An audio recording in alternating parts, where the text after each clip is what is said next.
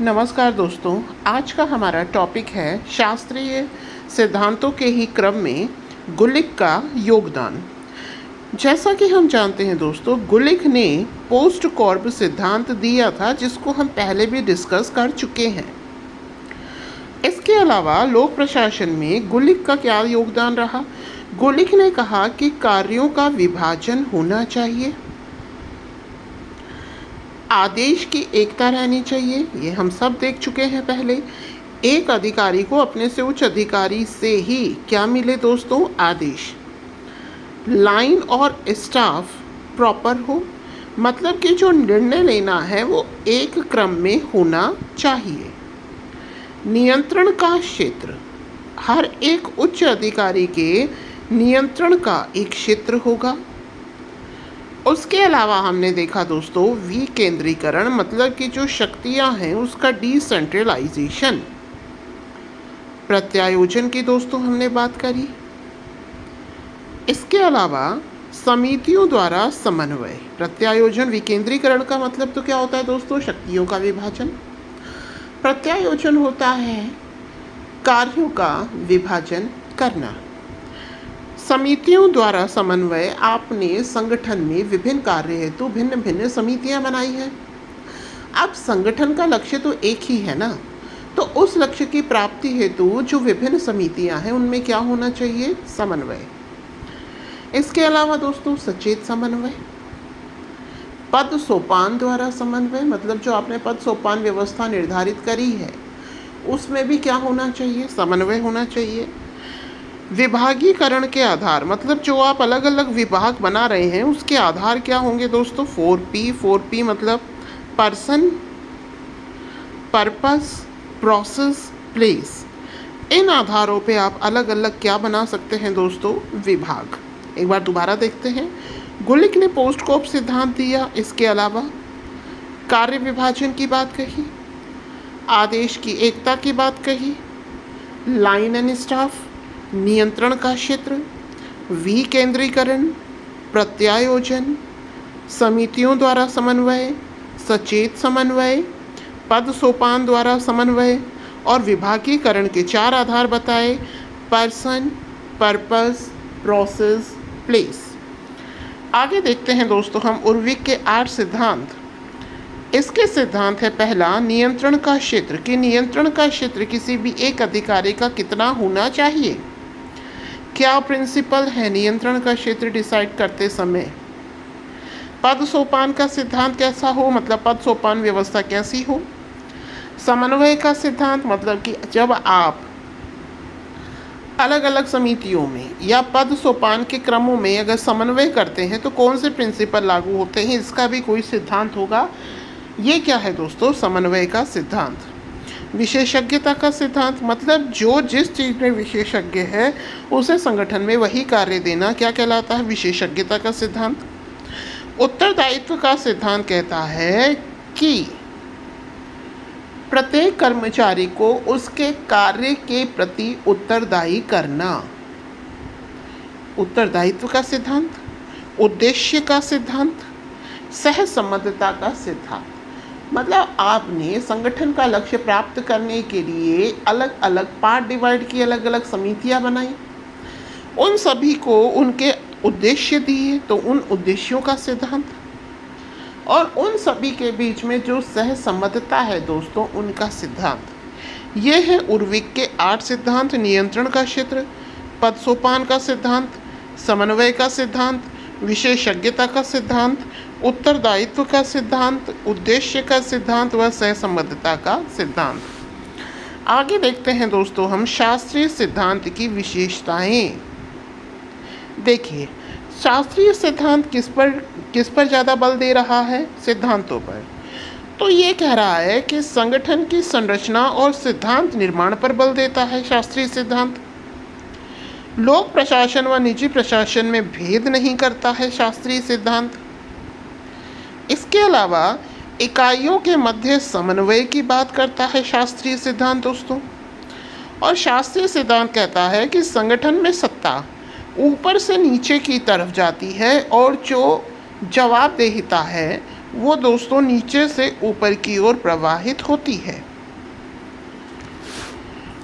इसके अलावा अध्ययन का मुख्य बिंदु उच्चतम या प्रबंधकीय स्तर है दोस्तों। संगठन कैसा है? औपचारिक संगठन है तथा इसमें क्या कहा गया कि प्रबंध और प्रशासन में कोई अंतर नहीं है। ठीक है दोस्तों, तो ये हमने देखी शास्त्रीय सिद्धांत की विशेषताएं। अब हम बात करते हैं इसकी आलोचनाओं की। तो देखिए, एल्बर्ट साइमन ने दोस्तों शास्त्रीय सिद्धांत को कहावतें और मुहावरे कहा। जैसे कहावतें और मुहावरे होती हैं वैसे ही इसमें केवल क्या किया गया है दोस्तों, सिद्धांत ही बनाए गए हैं। इसने मानवीय सिद्धांतों पर दोस्तों कोई बल नहीं दिया। इसके अलावा इसने बताया कि जो संगठन है वो मशीन की तरह है। इसके अलावा आर्थिक प्रेरणा के स्थान पर अनार्थिक प्रेरणा की बात कही गई है दोस्तों इसमें। और संगठन को क्या बनाया गया है? एक बंद इकाई। तो एल्बर्ट साइमन ने इसे कहावतें व मुहावरे कहा।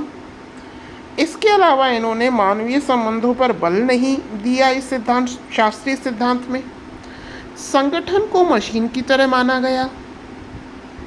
आर्थिक प्रेरणा के स्थान पर अनार्थिक प्रेरणा पर बल दिया गया और संगठन को बंद इकाई माना गया। अब हम बात करते हैं दोस्तों इसके प्रासंगिकता की। तो देखिए, संगठन के जो सिद्धांत हैं जैसे कि समन्वय है, प्रत्यायोजन है, कार्य विभाजन है, विकेंद्रीकरण है, ये वर्तमान प्रशासन में कार्यशील है। मतलब जो शास्त्रीय सिद्धांत हैं इनका यूज़ अभी वर्तमान प्रशासन में हो रहा है। लोक प्रशासन और निजी प्रशासन में अंतर गौण है। इसके अलावा इसने आगामी शोध को प्रोत्साहित किया है दोस्तों। अगला अपना सिद्धांत है वैज्ञानिक प्रबंधन। तो देखिए, वैज्ञानिक प्रबंधन में कौन से नियम चलेंगे? विज्ञान के नियम चलेंगे। तो इसका प्रतिपादन किसने किया? टेलर ने किया। टेलर के 4 मूल नियम हैं। कार्य को विज्ञान के रूप में विकसित करना, मतलब अंगूठे का नियम। अनुभव के आधार पर कार्य दिया जाए। गति का नियम, मतलब हमारे संगठन का लक्ष्य प्राप्ति की ओर, संगठन जो है वो लक्ष्य प्राप्ति की ओर किस गति से आगे बढ़ रहा है। समय का अध्ययन, अर्थात लक्ष्य प्राप्त करने में कितना समय लग रहा है। थकान का अध्ययन, मतलब कि जो कर्मचारी हैं वो कितनी देर काम कर रहे हैं और उसका आउटपुट कितना है। यह है दोस्तों थकान का नियम।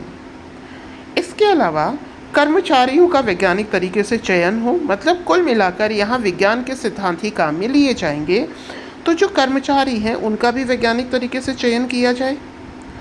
कार्य और चयनित कर्मचारियों के मध्य समन्वय हो, ये नहीं कि जो आपका कर्मचारी है वो दक्ष तो किसी और चीज़ में है और आपने उसे कार्य दे दिया कोई और। प्रबंध व श्रमिकों के कार्य विभाजन, मतलब जो प्रबंध और श्रमिक हैं इनका कार्य विभाजन प्रॉपर होना चाहिए। इसके अलावा जो वैज्ञानिक प्रबंधन है इसमें दोस्तों मानसिक क्रांति की भी बात कही गई है। अर्थात जो प्रबंध है वो श्रमिक को पर्याप्त वेतन, आर्थिक प्रोत्साहन उपलब्ध करवाए, वहीं श्रमिक प्रबंध के लिए अधिक से अधिक उत्पादन करे। मतलब आप जितना उसको मानसिक रूप से स्वस्थ रखेंगे, मतलब उसको जितनी प्रोत्साहन प्रोवाइड कराएंगे, प्रोत्साहित रखेंगे, वो कार्मिक जो है दोस्तों, जो कर्मचारी है वो उतना ही कार्य करेगा और उसके कार्य की उतनी ही ज़्यादा एफिशिएंसी होगी। अब है अपवाद का सिद्धांत। अपवाद का सिद्धांत ये कहता है कि मान लीजिए कोई भी मामला हो गया, कोई भी डिस्प्यूट हो गया, कोई भी कार्य में कमी रह गई, तो जो ऐसे मामले हैं ये उच्च प्रबंधकों तक सारे ना ही पहुँचे। अर्थात कुछ ही मामले उच्च प्रबंधकों तक पहुँचे। अधिकांश प्रकरणों का निपटारा अधीनस्थ कर्मचारियों द्वारा ही स्वयं में कर लेना चाहिए दोस्तों। ये है अपवाद का सिद्धांत। अगला है फंक्शनल फॉरमैनशिप। ये कहती है कि संगठन में 8 कर्मचारियों का एक दल हो। इसमें से जो 4 कर्मचारी हैं ये तो दोस्तों योजना का निर्माण करें और 4 कर्मचारी उसका क्रियान्वयन करें। इसके अलावा विभेदीकृत मजदूरी दर, मतलब जो जैसा काम कर रहा है उस अकॉर्डिंग उसकी इनकम होनी चाहिए, और जो उसकी आय है वो जितना ज़्यादा उत्पादन हो उतनी ज़्यादा करनी चाहिए। ठीक है दोस्तों, आगे हम बात करते हैं इसकी विशेषताओं की। तो प्रत्येक कार्य नियोजित ढंग से हो रहा है वैज्ञानिक प्रबंधन में।